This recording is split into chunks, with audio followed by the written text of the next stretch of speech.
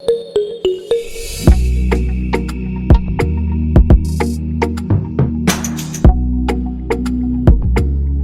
number 7. The ratio of petrol and kerosene in the container is 3:2. When 10 liter of the mixture is taken out and replaced by kerosene, the ratio becomes 2:3. The total quantity in the mixture is. देखो, इसको आप replacement method से easily solve कर सकते हो।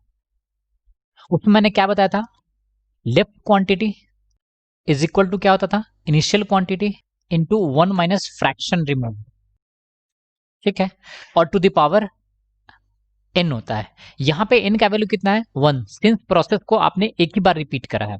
अब petrol की quantity initial कितना थी, टोटल 5 यूनिट में से 3 यूनिट है, तो आप यहां पे क्या लिखोगे, 3/5। पेट्रोल की लेफ्ट क्वांटिटी कितनी है, 2 यूनिट 5 यूनिट में से, सो 2/5 और इनटू 1 माइनस, अब फ्रैक्शन कितना, इन्होंने मिक्सचर से 10 लीटर रिमूव करा है, तो ये 10, और टोटल अमाउंट आपको नहीं पता है, वही तो आपको निकालना है, तो अज्यूम कर लो कि टोटल अमाउंट कितना है, x है।